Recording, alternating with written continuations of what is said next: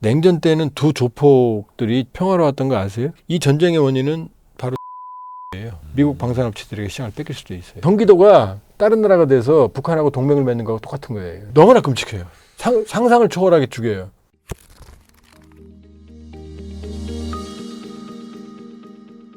오랜만에 모셨습니다. 통일연구원 조한범 선임 연구위원님. 어서 오십시오. 예, 안녕하세요. 오랜만이요. 유럽뿐만이 아니라 전 세계가 예. 군비 증강 경쟁에 들어간 거는 돌릴 수가 없는 흐름이다. 없어요. 왜냐? 글로벌 불확실성의 시대거든. 냉전 때는 전 세계가 전멸할 수 있는 핵전쟁의 공포에 시달렸어요. 예, 근데 의외로 냉전 때는 평화로웠던 거 아세요? 그렇죠. 잘못 냉전 때 건드리면 전쟁은 미국은 베트남 전쟁, 소련은 아프간 전쟁 이거 말고는 거의 없어요. 왜? 냉전 때는 두 조폭들이 이 범죄의 질서를 구성했거든요. 소련은 공산권의 조폭 두목으로서 조폭이 있는 데는 잡범이 없는 거 아시죠? 잡범이 없어요. 왜? 역설적으로. 조폭들이 관리하니까. 그렇죠. 그러니까 조폭이 있는 데는 의외로 좀 조용해요. 미국은요. 미국이라는 조폭이 이 범죄 이쪽 질서를 구성해요. 내 말 들어 이 새끼들아 딱 하면서 이렇게 하는 거죠. 딱 둘이 있는 거예요. 근데 소련이 무너졌잖아요. 그럼 어떻게 돼요? 소련이 누르고 있었던 많은 갈등들, 그러니까 아르메니아, 아제르바이잔 민족 분교, 그다음에 유고슬라비아 내전, 체첸 1차, 2차 전쟁, 러시아 조지아 전쟁, 어마어마한 분쟁들이 터지는 거예요. 그러니까 소련이 눌렀던 스프링들이 튀어나오는 거예요. 지금 여기저기. 우크라이나도 마찬가지예요. 러우 전쟁도. 할아버지 돌아가시고 난 다음에 형제간에 많이 싸우는 비슷한 거죠. 예, 싸웠나 보네. 어떤 집안이든 있지 않습니까? 자, 그러면 미국은 조용하느냐? 2차 세계대전 지나고 나서는 GDP 40% 정도였거든요. 예. 그러니까 좀 심하게 말하면 아. 미국과 기타 잡것들 이게 사실 박사 아메리칸 그렇죠. 세계예요. 예. 어쩔 수 없었어요. 미국이. 근데 미국도 내려왔거든요. 지금은 한 25%에서 왔다 갔다 해요. 아직도 절대적이죠. 그러니까 트럼프가 막 관세 칼질하는 거예요.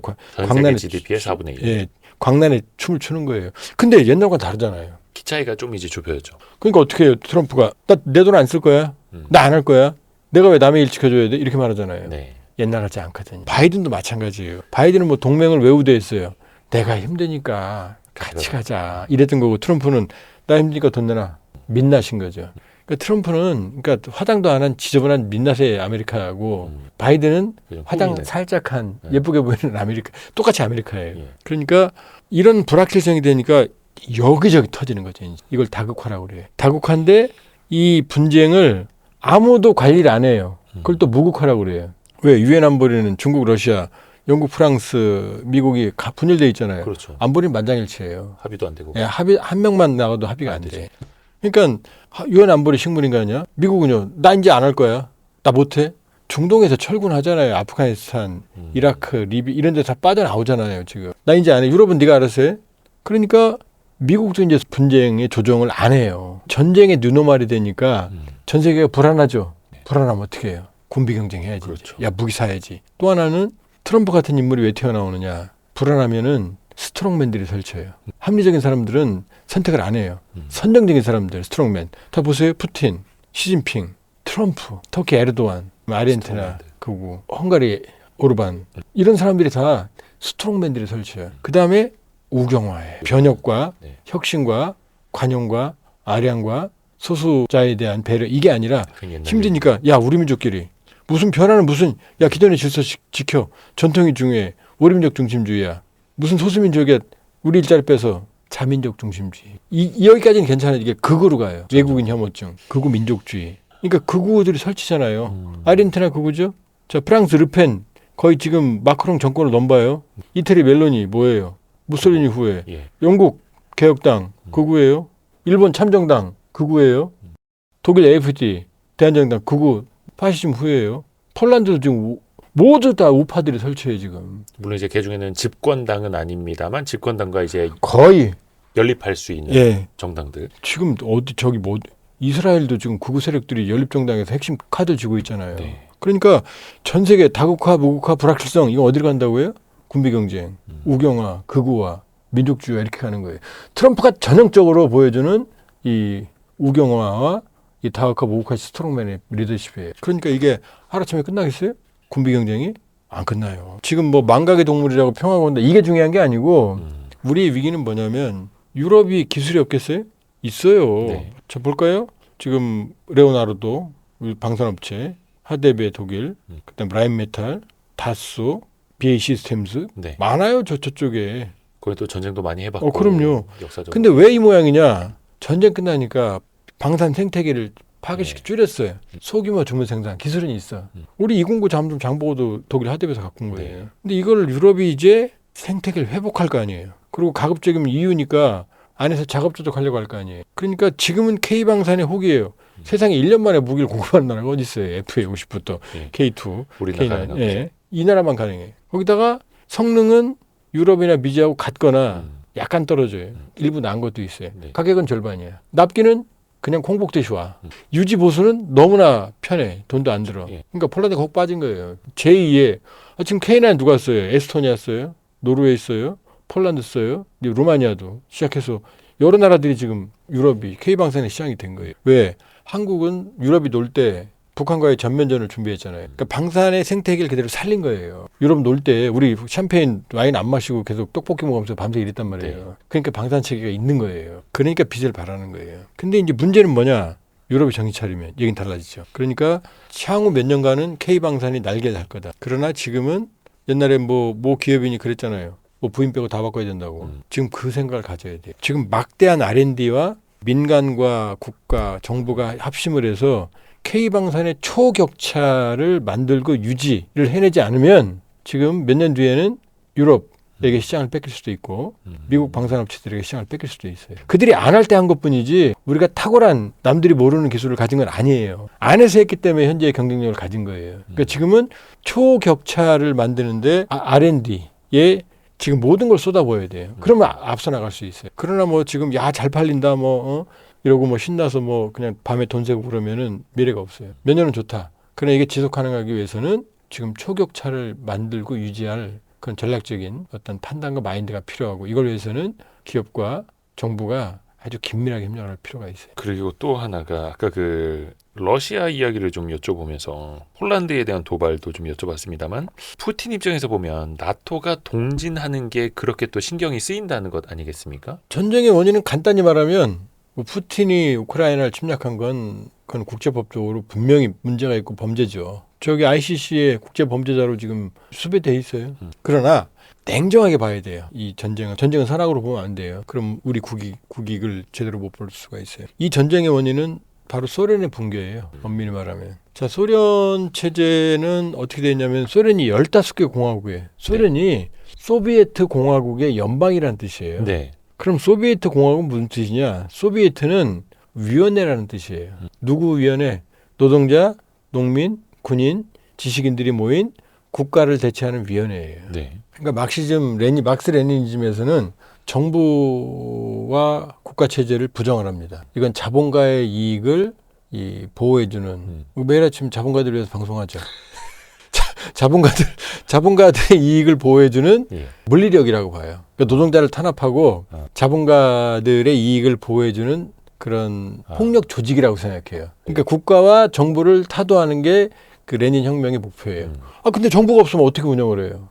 소비에트가 할 거야. 그게 소비에트예요. 위원회가. 위원회 노동자, 연합으로. 농민, 지식인, 뭐 전문가들, 직업혁명가들이 모여서 위원회를 만들어서 이제 우리가 정부를 접수할 거야.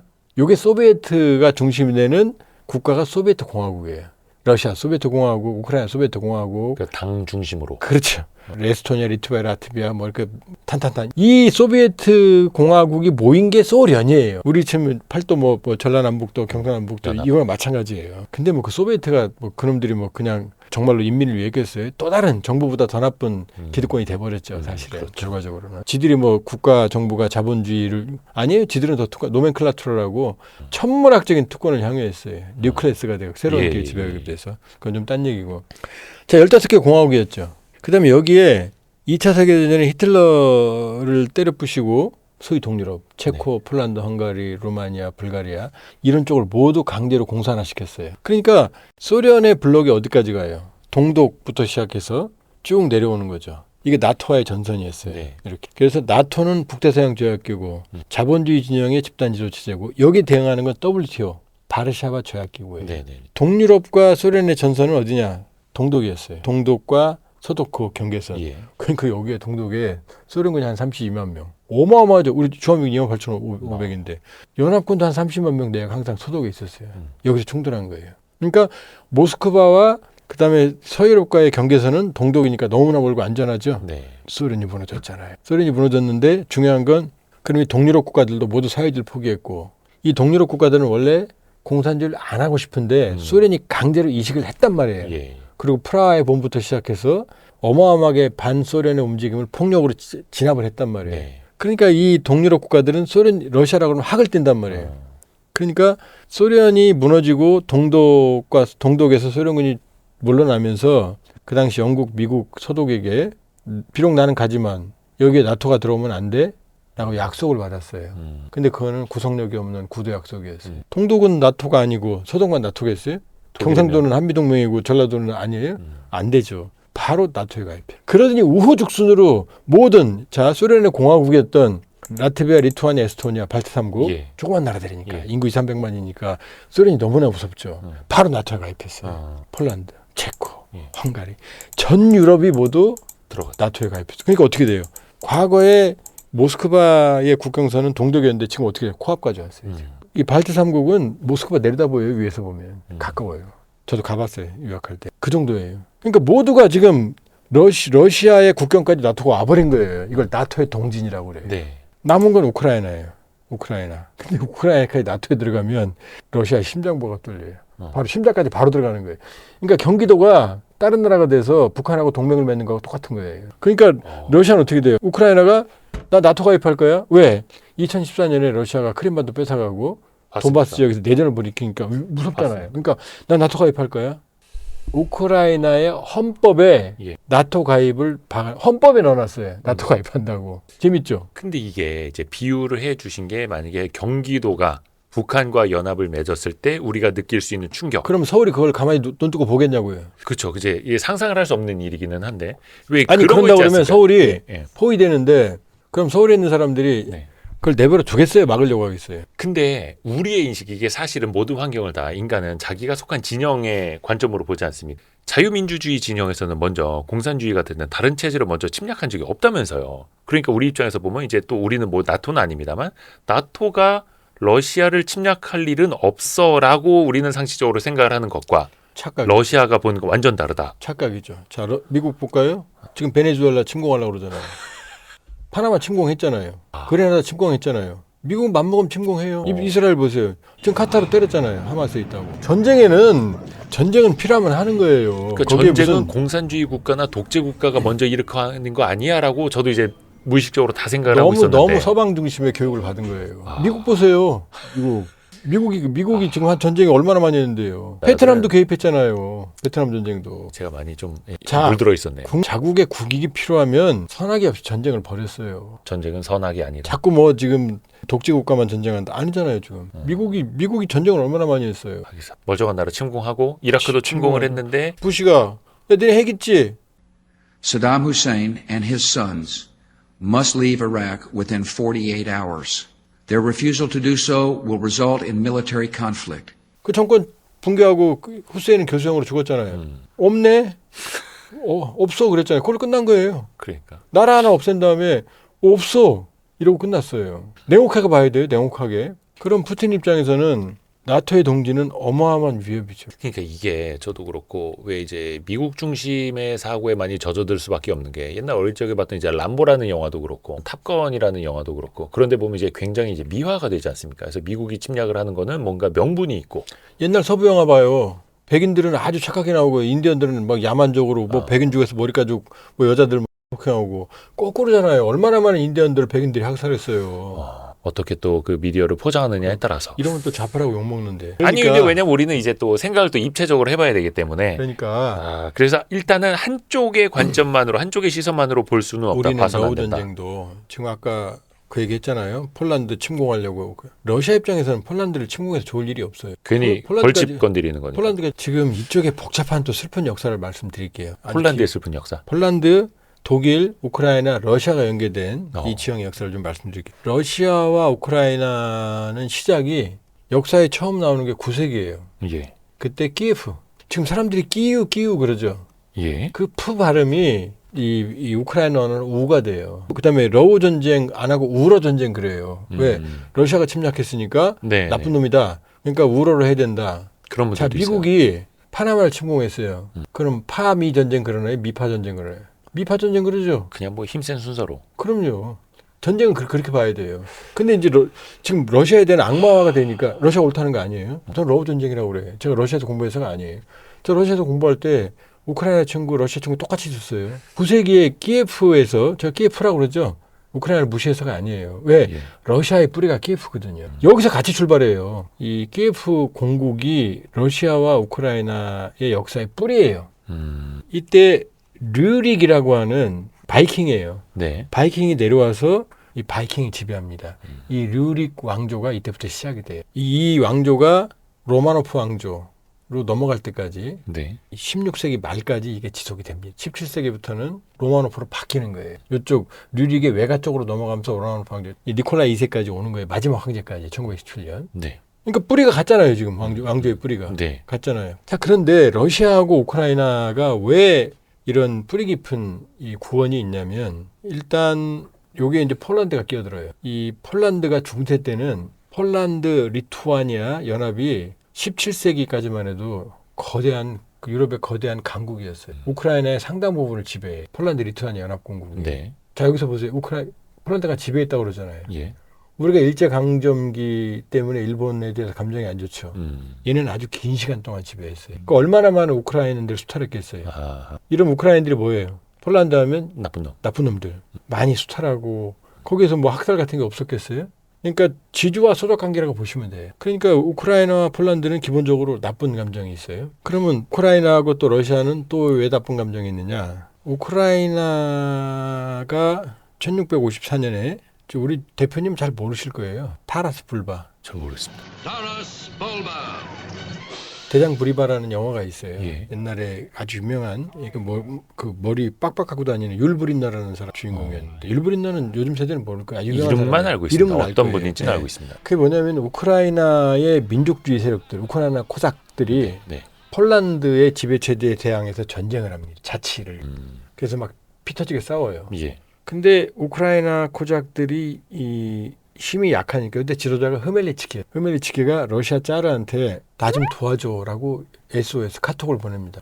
그랬더니 네. 그 러시아 짜르가 도와줄게라고 해서 이제 베레아 슬라브 조약이라는 걸 체결해요. 이걸 러시아는 우크라이나를 복속시켰다고 판단해요. 우크라이나 영토 편입했다고. 근데 우크라이나 민족주의자들은 그냥 군사적인 동맹이었어 이렇게 생각해요. 동상이몽이네요. 우크라이나가 우가 어디에서라는 장소 전치사예요. 우크라이나는 변경이란 뜻이에요. 우크라이나는 러시아 입장에서는 러시아의 변경이란 뜻이에요. 이런 말하면 우크라이나 사람들이 싫어하는데 실제로 흐멜리츠키한테 내가 널 도와주는데 너는 우크라이나의 변경을 지켜야 돼. 국경을 지켜야 돼. 요게 약속이 베레아슬라브죠. 그러니까 이 우크라이나의 어떤 이 분리주의 민족성이 강한 사람들은 항상 이 중앙으로부터의 통제의 기분이 나빴던 거죠. 우리가 왜 쟤네 말 들어야 돼? 그렇죠. 그게 길게 가요. 근데 이제 드디어 슬픈 역사는 19세기, 20세기 들어옵니다. 20세기 들어오면서 20세기 전후에 이 우크라이나 민족주의가 시작되기 시작해요. 바로 민족 자결주의, 윌슨의. 이 민족 자결주의가 민족주의를 깨운 거예요, 정신을. 예. 우리 하면 민족주의 하면 막 마음이 아프죠. 근데 민족주의 유럽에서는 나쁜 짓을 너무나 많이 했어요. 그걸 앞세워서. 예. 이 민족주의의 정체성을 가지기 위해서는 다른 존재들을 악마화하는 거죠. 이때 이 돈초프라는 사람이 우크라이나 민족주의 아버지예요. 이 사람이 가져온 게 파시즘이에요. 지금 파시즘, 나치즘하면 나쁘죠. 근데 그때는 그게 선진 사상이에요. 왜냐? 국가를 세워야 된다. 민족이 중요하다. 국력이 중요하다. 통합해야 된다. 단결해야 된다. 그러니까 이 민족 개념이 없는 사람들한테 파시즘은 아주 매력적이었어요. 지금하고 달라요. 그러니까 그거는 이제 과거의 역사를 지금의 잣대로 보면 또 안 되는 안 거고. 되죠. 예. 그러니까 무솔리니가 이 뭐 검은 셔츠단 이런 게 그다음에 히틀러가 이게 사람들의 마음을 휘어잡은 거예요. 국가적 정체성, 민족적 정체성을 희박했던 걸 만들어 주니까 거기다 우리가 최고야, 우리 민족 최고야라는 걸 주니까 그러니까 이 우크라이나 민족주의 한 뿌리가 네. 바로 파시즘이 돼버린 거예요. 그리고 이 후예가 누구냐? 바로 스테판 반데라는 우크라이나 민족주의 영웅이에요. 그리고 이 스테판 반데라가 만든 조직이 OUN이라고 우크라이나 민족주의자 운동이라는 조직이 있어요. 얘들이 나쁜 짓을 많이 해요. 자 이제 우크라이나 민족주의 한 뿌리가 파시즘이라고 그랬어요. 네. 1917년 러시아 혁명이 성공을 하죠. 네. 그러면서 러시아 소비에트 공화국이 만들어져요. 소련은 소비에트 공화국의 연합이라고 그랬죠. 네. 그때 우크라이나도 우크라이나 소비에트 공화국 혁명을 일으켜서 공화국을 만들어요. 그러니까 따로 만든 거예요. 그렇죠. 이때 최초로 공산주의자들이 우크라이나는 나라가 만들어져요. 그 이전에는 일종의 헤트만이라고 그래서 군벌 집단들이 다스리는 어떤 공동체는 있었는데 네. 헤트만은 군사 지도자를 말하는 헤트만 우크라이나에 있었어요. 코자기 위하는. 근데 실제 국가적 형태를 띈 건 1917년이 처음이에요. 근데 레닌이 이것들 봐라 이리 와 하고 강제로 끌어간단 말이에요. 그러니까 이때 우크라이나가 이렇게 길게 있으면 우크라이나를 가로지르는 드니프르 강이라는 게 있어요. 이 강을 중심으로 동쪽은 친러, 서쪽은 친유럽 쪽이. 그러니까 우크라이나 민족자들이 이쪽에 많고 볼셰비키는 이쪽에 많아요. 소련이 가져가니까 이때 우크라이나 민족주의자들은 반발하고 그다음에 볼셰비키는 찬성하고 그러면서 내전이 벌어져요. 서로 죽이고 죽여요. 그러면서 이 소련에 대한 결국 뺏어갔잖아요. 예. 감정이 어마어마하게 나빠졌겠죠. 안 그래도 중앙에 대한 역사적인 감정이 있는데 지역 감정이 있는데 두 번째 결정적인 건 바로 스탈린.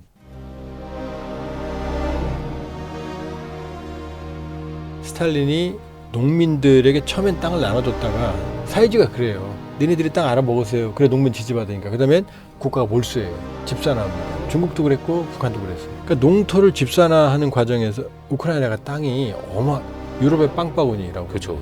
그러니까 이 우크라이나 땅을 집산화하면서 어마어마하게 많은 사람들이 굶어 죽어요. 홀로도모르라고 해요. 우크라이나에서만 300만 죽은 걸로 추정이 돼요. 굶어서. 그때 사진 보면 시체가 길거리에 있는데 사람들이 아무렇지도 않게 지나가요. 그러니까 우크라이나 사람들 머릿속에는 스탈린 모스크바 하면 저것들은 악마. 자, 두 번이에요 지금. 내전, 홀로도모르. 세 번째 계기가 또 있어요. 히틀러가 유럽을 휩쓸고 이제 독소 불가침 조약을 체결했단 말이에요. 네. 소련하고. 그런데 이 독재자들끼리 약속이 뭐 오래 가겠어요? 이걸 깬단 말이에요.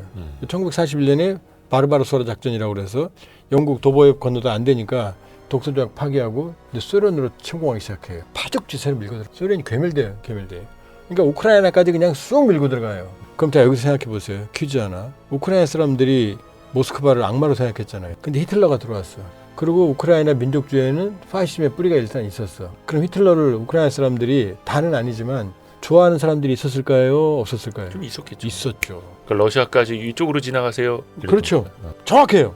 히틀러를 해방자로 생각했고 할리치나 사단이라고 그래서 할리치나는 저 우크라이나 종래 이름이에요. 우크라이나 사람들이 나도 나치 군대가 될까요? 자원을 해요. 다퉈서.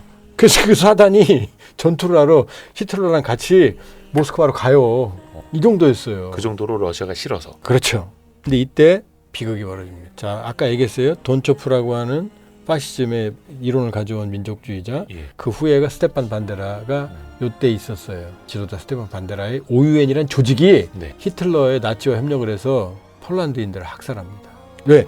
우크라이나를 지배했잖아요. 너네 우리한테 못된 짓 그렇죠. 했지. 지배했으니까 우크라이나 사람들 많이 살 거 아니에요. 여기 저 폴란드에. 내 히틀러의 힘을 예, 빌려서. 니네 지주였지? 그러면서 1943년, 44년 사이에 숫자는 몰라요. 5만에서 10만. 학살도 아주 잔인하게 해요. 그 우크라이나에 남아있던 폴란드 사람들을. 그렇죠. 그 영화가 바로 볼히니아라는 영화예요. 시청자 여러분들 이 영상 보시면 볼히니아 쳐보시고 그 영화 한번 보세요. 끔찍합니다. 볼히니아. 끔찍해요. 너무나 볼히니아. 너무나 끔찍해요. 아, 끔찍한 거를 보시고. 너무나 끔찍해요. 상상을 초월하게 죽여요. 지금도 그러니까 이 우크라이나 민족주의자들이 어마어마하게 폴란드인 학살하죠. 그 다음에 우크라이나에 있는 유태인들을 찾아내서 죽이는데 또 협력을 해요. 나치랑. 우크라이나 전쟁 이전에 우크라이나의 유태인이 6.2%가 있었거든요. 전쟁 끝나고는 0.2%로 줄었어요. 죽였거나 다 도망갔어요. 그걸 이제 나치가 찾아서 다 그렇죠. 없애는데 우크라이나에 자, 협력한. 자, 그럼 폴란드는 어떻게 생각했어요? 우크라이나 하면 철저히 학살자들이잖아요. 들어왔을 물론 폴란드인들도 보복을 좀 했어요. 근데 그건 소수였어요. 여기 끝이 아니에요.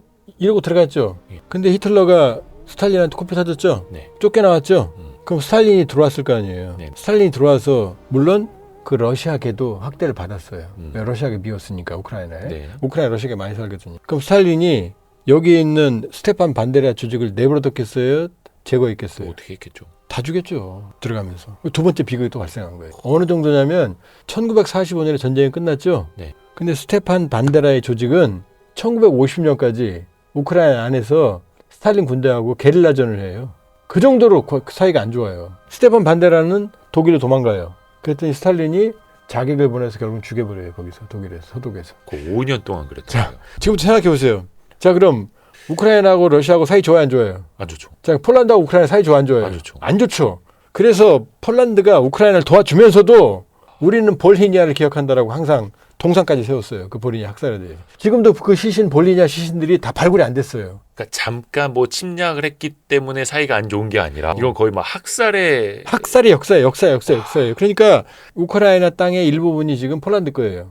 왜? 스탈린이 뺏어갔을 거 아니에요. 예. 전쟁 정리하면서. 아, 근데도 폴란드를 왜 우크라이나 도와줘요? 거기도 그럼 약간 영토에 대한 좀 안 좋은 있죠. 감정이 있는 거예요. 민족 감정도 있고. 자, 근데 폴란드는 왜 우크라이나 도와줘요? 경기 넘어오면 안 되니까. 뚫리면 죽잖아요. 예, 자, 벙커니까. 폴란드는 또 러시아하고 카틴 숲의 학살이라는 게 있어요. 아, 뭐 이렇게 학살이 많아요. 예, 스탈린이 2차 세계대전 때 폴란드의 장교, 지식인들 대략 2만 명 내를 학살해요. 지도 세력만. 왜? 이 사람들을 내버려두면 어떻게 돼요? 폴란드가 다시 부흥할 수 있잖아요. 제일 많이 죽인 데가 카틴 숲이에요. 숲 이름이. 카틴 숲에서 다 몰아넣고. 학살했어요. 예, 거기다 몰아넣고 다 죽였어요. 그냥 처형했어요. 그냥 뒤에다 줄을 쏜 게 장교들 머리다 총 쏴 죽여버렸어요. 인정 안 하다가 나중에 소련 체제 붕괴 이후에 겨우 인정했어요. 지금도 보상은 이루어지지 않았어요. 폴란드의 비극은 뭐냐? 카틴 숲이 러시아에 있거든요. 카틴 숲에 매년 그 폴란드 대통령이 장관들을 이끌고 가서 위령제를 지냈거든요. 근데 한 네. 번은 그 위령제 지내는 비행기가 추락해서 전원 다 죽었어요. 왜? 폴란드 대통령부터 강요가 싹 죽었어요. 그러니 지금 제가 별 얘기 다 하는데 아니 무슨 이거 그 서프라이즈를 보는 것 같아요. 피로 물든 역사예요 지금. 그러니까요. 여기만 생각해서 지금 머리가 아프죠. 이 사이사이에 있었던 얘기는 지금 안 한 거예요. 이게 얽히고 설킨 전쟁이란 말이에요 지금. 이게 자 나토의 동진 때문에 여기까지 왔죠. 그러니까 이 전쟁의 뿌리를 파고 그러니까 세상에 단순한 전쟁은 없어요. 그냥 뭐 독재국가와 공산국가 전쟁은 그렇지 않아요. 자 우리는 보세요. 이렇게 반도죠. 그다음에 민족적 동질성도 강하죠. 유럽은요. 거기는 붙어 있잖아요. 예. 여기 있고 사방으로. 여기 있고. 아르메니아, 아제르바이잔도 최근에 평화협정 맺었지만 아르메니아는 이슬람, 아제르바이잔은 기독교 정교, 아르메니아 정교. 아제르바이잔 안에 아르메니아인들이 많이 사는 나고르노 카라바흐는 섬이 있었고 예. 거꾸로 아르메니아 안에 나흐치반이라고 하는 아제르바이잔의 땅이 있었어요. 섬이 양쪽에 있었다고요. 이러면 전쟁할 또 얘기가 되죠. 그러니까 어마어마하게 섞인 역사의 결과물들이 지금 유럽의 지금 분쟁이에요. 근데 이걸 갖고 지금 뭐 선악으로 본다? 뭐 폴란드가 뭐 우크라이나하고 뭐 아니에요. 폴란드 사람들은 우크라이나에 대해서 우리는 역사를 기억할 것이다 항상 말해요. 우크라이나 민족주의자들의 그 끔찍한. 근데 우크라이나는요. 또 얼마나 만에 또 러시아한테 학살당했어요. 그러니까 지금 우리가 어느 나라가 피해를 보고 있고 침공을 당했고 불쌍해 보이고 지원해줘야 돼. 이거는 이제 딱 현재 시점에 현재 관점에서만 보는 거고. 감성적으로 보면 안 돼요. 배워야 될 건 힘이 없으면 그 학살의 수레바퀴 속에 들어갈 수밖에 없어요. 사실 이제 역사라는 게 승자가 쓰는 거긴 한데. 그리고 또 이 러우 전쟁이 끝나고 나면 또 우리는 러시아랑 또 무역하고 기업들 공장 다시 들어가고 왜냐하면 할 테고. 러우 전쟁 직전에 예. 우크라이나의 전쟁 박물관에 가면 북한이 보낸 감사장들이 쫙 있었어요. 누구한테? 6.25 때 한국전에 참전했던 우크라이나 미국이 조종사들에게 보낸 감사장들. 인터넷 쳐보세요. 북한이 나옵니다. 보낸 거예요? 북한이 보낸 거예요. 아 그럼 북한을 도와줬던 거예요? 우크라이나. 북한을 도와줬죠. 그 요건 좀 알려지긴 했습니다만은. 그 다음에 또 하나는 지금 중국 하면 사람들이 무서워하죠. 군비 경제. 예. 중국의 해군력 커지는 거 알죠? 중국 해군력 증강의 최대 그 조력자가 우크라이나예요. 우크라이나에 큰 조선소가 있었거든요. 소련 때. 바랴그라는 항공모함이 있었어요. 이 바랴그라는 항공모함 소련이 망하니까 만들다 말았거든요. 네. 이걸 중국에 팔아넘긴 게 우크라이나예요. 중국 항공모함은 지금 그 바랴그를 없었으면 항공모함 지금 못 만들어요. 그다음 우크라이나가 선박 엔진 기술, 항공기 기술부터 시작해서 많은 중국군 현대화 기술에 기여를 했어요. 북한의 탄도미사일 기술에 우크라이나 RD-250이라는 로켓 기술이 들어갔다는 건 전문가들 사이에서는 상식이에요. 근데 우크라이나는 선이에요.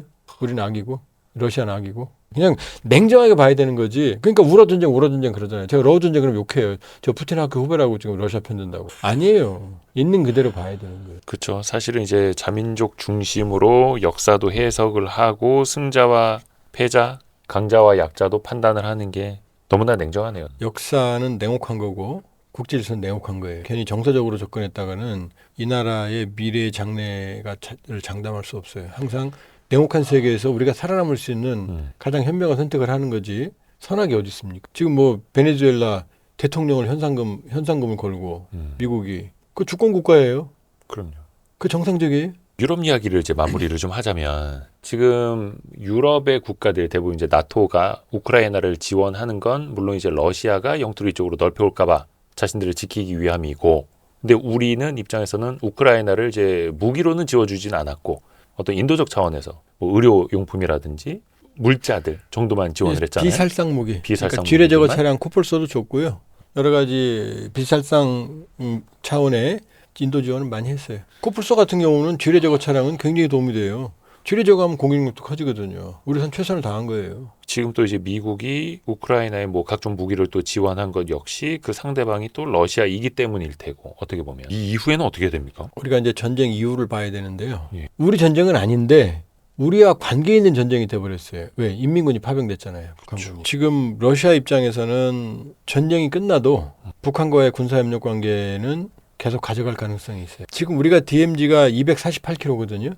여기에 남북 수십만 명의 군인들이 밀집해 있거든요. 네. 그런데 지금 러우 전쟁으로 새롭게 형성된 러시아가 점령한 우크라이나 영토 있죠. 5분의 1. 네. 그 영토의 길이가 전선의 길이가 1200km예요. 어마어마하죠. 예. 그다음 또 하나 핀란드가 원래 중립국가였거든요. 그러니까 러시아의 위협이 아니었어요. 근데 러시아가 우크라이나를 침공하니까 핀란드는 2차 세계대전 때 겨울전쟁이라고 그래서 러시아하고 전쟁도 했어요. 핀란드 땅 많이 뺏겼어요. 근데 핀란드가 잘 싸웠어요.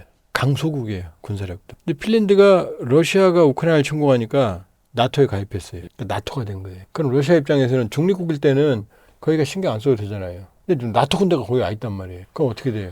여기도 대응해야죠.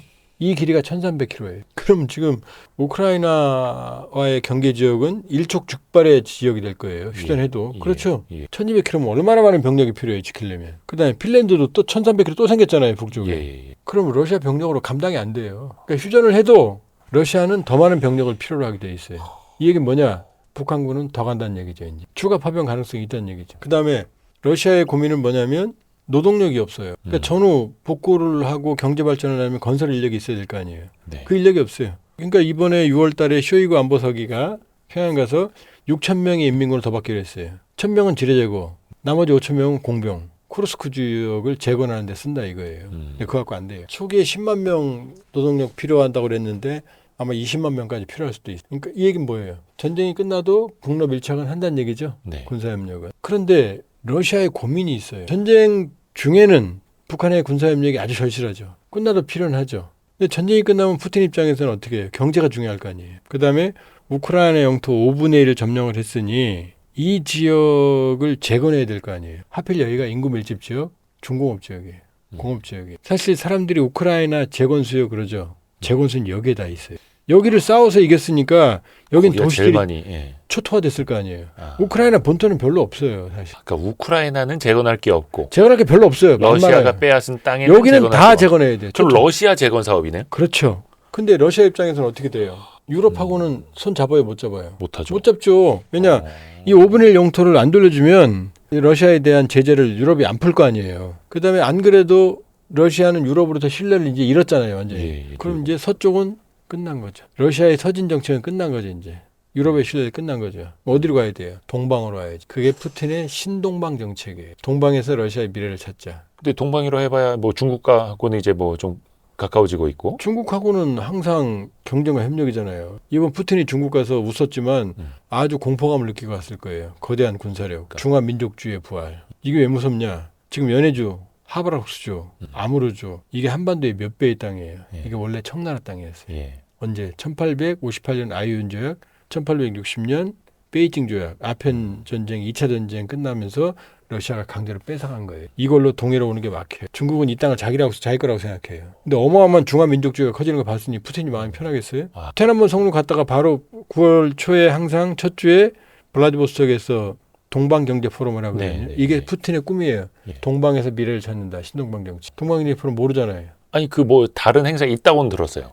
근데 천안문 전등절은 이러고 봤잖아요. 그쵸, 눈꼴밖에. 그쵸, 그쵸. 근데 이건 신경도 안 쓰잖아요. 예. 푸틴이 얼마나 기분 나쁘겠어요. 중국은 굴기하고 있고 아. 자기 신동방 정책은 쪼그라들고 있잖아요. 예. 그러니까 중국이 무섭겠어요, 안 무섭겠어요? 무섭죠. 중국과의 협력은 무섭죠. 이 거대한 아무르 하바롭스크 연해주의 인구는 수백만밖에 안 돼요. 그러면 러시아가 생각하는 동방은 푸틴이 생각하는 동방에 있는 자산은 3개예요. 시베리아 극동의 어마어마한 지하자원 가스석유, 네. 그다음에 TSR, 시베리아 횡단철도, 블라디보스톡에 유럽을 연결하는 여기에 돈을 막대하게 들여서 현대화시켰어요. 그다음 이제 북극 항로, 노다지. 이 3개를 갖고 게임을 하겠다. 그럼 누구하고 협력을 하느냐? 인도 모디는 산업 생산력도 애매하지만 좋게 얘기하면 실용이고 나쁘게 얘기하면 간에 붙어서 설계 붙었다. 그러니까 못 믿어요.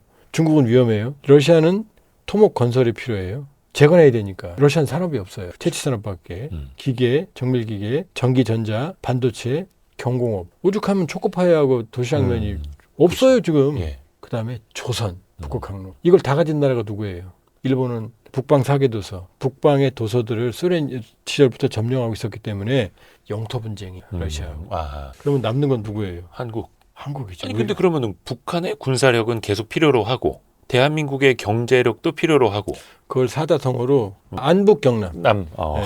안보는 러시아, 경제는 남한. 요즘 그게 유행어인가 네. 봅니다. 북한은 안러 경중이에요.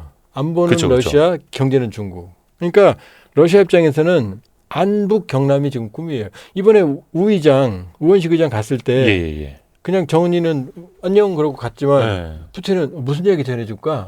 친절하게. 할 얘기 있어 이렇게 했잖아요. 어. 나 너한테 관심이 있어. 너밖에 없어. 내가 지금 힘들어서 지금 정은이 손잡고 있지만 사실 난 너야 이 얘기를 하는 거예요. 이거 좀 소름 끼치는데요? 뭘 소름 끼쳐요? 삶이. 아니 난 너야 그러니까. 난 너야. 난 당신이야 그럼 존댓말로. 밤 12시에 잔이 문자 보낼까 봐. 그러니까 이게 국익이에요. 한번 푸틴 입장에 생각해 보세요. 전쟁 끝나고 누구랑 손잡아요? 자기가 원하는 걸 가지고 있는 다 가지고 있는 러시아의 그나마 우호적인 일본은 미국에 많이 경사돼 있잖아요. 우리보다 훨씬 더. 예. 그러니까 푸틴이 지난해 6월 평양에 갔거든요. 평양에 가기 제 기억으로 한 일주일 전에 6월 19일에 갔는데 상트페테르부르크에서 외신들하고 인터뷰를 했어요. 네. 그때 국내 매체가 질문을 했어요. 그랬더니 러우 전쟁 끝나면 한러 관계 회복 가능하다. 본인이 말했어요. 필요하다는 그리고 거죠. 우크라이나에 살상무기 지원을 하지 않아서 감사하다. 요 말도 했어요. 대한민국의 오늘이 있기까지 우리가 뭐 산업화 세력, 민주화 세력 그러잖아요. 예. 이것도 이제는 가치 판단을 떠나서 효과만 보고 얘기한다면 지금 대한민국의 오늘에 있기까지 뭐 박정희 시대 산업화, 그다음 김대중 노무현에 이어지는 민주화 이 얘기만 하지 예. 노태우 정부의 북방 정책은 잘 얘기를 안 해요. 노태우가 비록 군부 쿠데타로 집권했고 사형까지 언도받았으니까 반역죄죠. 그렇긴 하지만 그때 소련 체제가 붕괴되고 사회주의가 붕괴될 때 북방 정책을 했어요. 한소수교, 한중수교 이걸로 북방으로 우리가 진출할 수 있었고 중앙아시아 동유럽까지 대우 지금 망했지만 네네네. 기억나실 거예요. 지금 동유럽 국가에서 여전히 대우라는 예, 브랜드가 그럼요. 유명하다고. 지금 한중수교를 안 했으면 어떻게 됐을까요? 한국 경제 여기까지 왔을까요? 어려웠죠. 어려웠죠. 중국이 성장하면서 우리도 같이 성장했어요. 지금 그 반중 정서가 많은데 이해는 하지만 한국 경제 발전과 중국 경제 발전은 같이 왔어요. 그렇죠. 산업적으로. 같이 왔어요.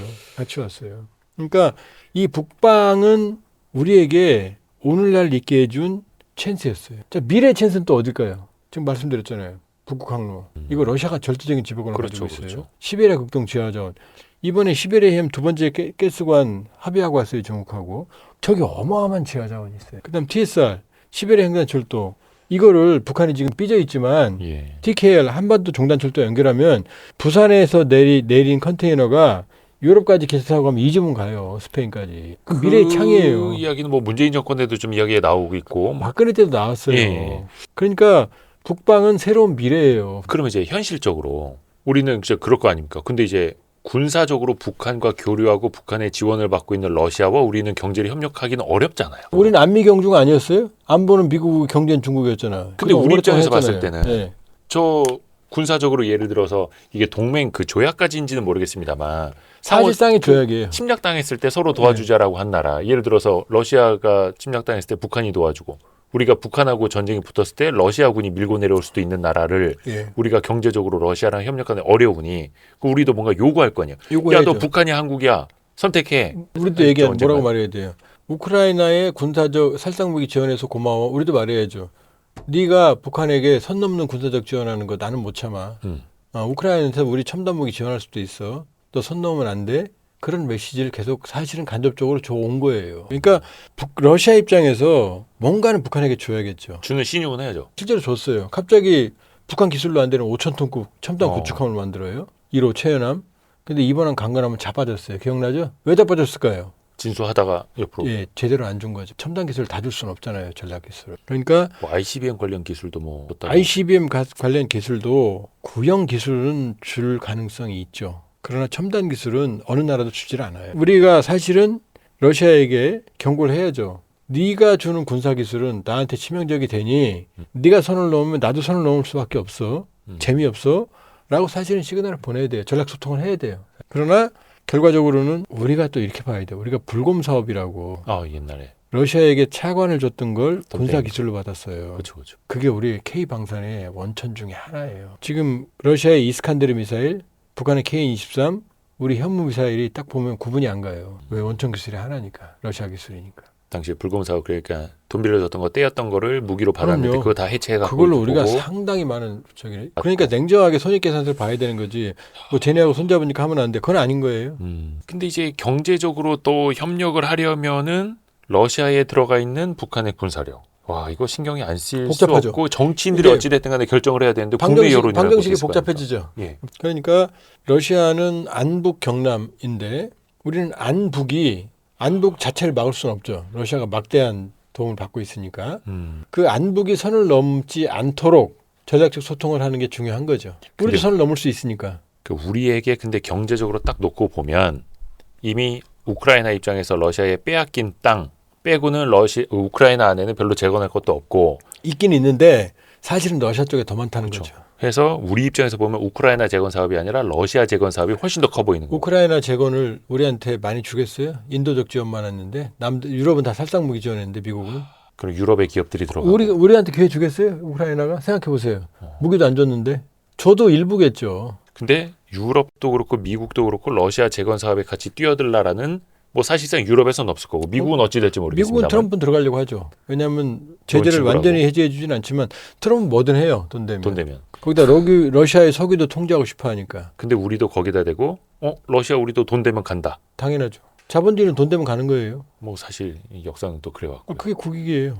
그게 돈 되면 가는 데가 국익을 키우는 거고 돈이 있어야 국방을 키우는 거예요. 뭐 선악으로 뭐 우크라이나 아니 우크라이나가 6.25 때 북한을 도왔던 나라고 우리한테 사과한 적이 있어요? 그러네요. 하기사. 그 러브 전쟁은 너무나 복잡한 야, 전쟁이라니까요. 참. 근데 지금 우크라이나에 가서 막 참전해서 러시아랑 싸워주고 러시아는 악마고 그렇게 따지면은 지금 우크라이나가 전후에 우린 살상무기 지원 안 했는데 우리한테 찬스를 줄까요? 많은 찬스를? 뭐 어차피 뭐 우크라이나는 곡물 외에는 또 뭐 경제적으로 크게 교류할 것도 많지는 않고. 이미 트럼프가 지하우단은 침발랐잖아요. 유럽도 침발르고 있어요. 지금 여기저기 우리가 몰라서 그래요. 지금 유럽이 지금 공짜로 지금 무기 주겠어요? 다 저거 빚이에요. 우크라이나 갚아야 돼. 우크라이나 뭘로 갚겠어요? 자원으로. 그럼요. 자원으로 갚고 쌀로 갚고 어떻게 보면 이제 러시아 때문에 도와주는 것 같지만 나중에는 다 계산서 들이밀고 우크라이나를 갈갈이 찢어 먹을 거예요. 전쟁 끝나면. 우리가 찢어 먹을 거 별로 없어요. 표현이 이제 좀 냉정하시긴 합니다만 유럽 국가들조차 그렇게 나올 거라는 거죠. 그게 냉정한 거예요. 지금. 그러니까 우크라이나들의 피를 팔아서 젤렌스키는 이 정권을 연장하고 있고 유럽은 미국은 전쟁 끝나면 그 돈 다 받아갈 거예요. 거덜 날 거예요. 그게 냉혹한 현실이에요. 우리는 안 당해봤어요? 구한말 때? 일제 때? 가스라테프트 조약 우리는 안 당했어요? 미국한테 당한 적이 있어요. 조약이라고 안 하는데 밀약이라고 그러죠. 기분 나빠서. 그러니까 오늘 YS들이 여러 번 말씀드리지만 예. 냉정해야 됩니다. 그리고 항상 전략적 마인드를 가져야 되고 내가 아니면 나를 지킬 수가 없어야 그리고 국가가 부강해야 되는 거고 뭐 K방산 뭐 국방력하지만 바로 경제력이 뒷받침되지 않으면 되질 않아요. 경제가 그렇죠. 모든 걸 해결하는 겁니다. 결과적으로는. K방산도 수출할 수 있는 게 우리의 국력이 그만큼 커졌으니까 가능한 거고. 경제력이 되니까 기술력이 되는 거죠. 그렇죠. 왜 K방산이에요? 우린 골고루잖아요. 자, 지금 포항제철 가보면 있죠. 네. 울산에 화학 있죠. 화학. 부산에 경공업 있죠. 자동차 있죠. 조선 있죠. 원자력 발전 옆에 있죠. 다 되잖아요.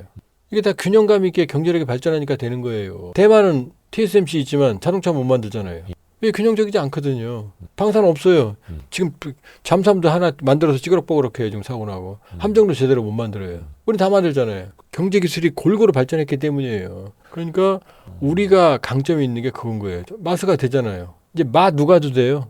메이크 아메리카 뉴클리어 브레이트하게. 네. 마 누가 도 돼요? 원전. 그럼 원전도 돼요? 대단한 나라예요. 그렇죠. 자존심을 사실 가지고 미래를 개척하면 돼요. 이런 나라가 거의 없죠. 그렇죠.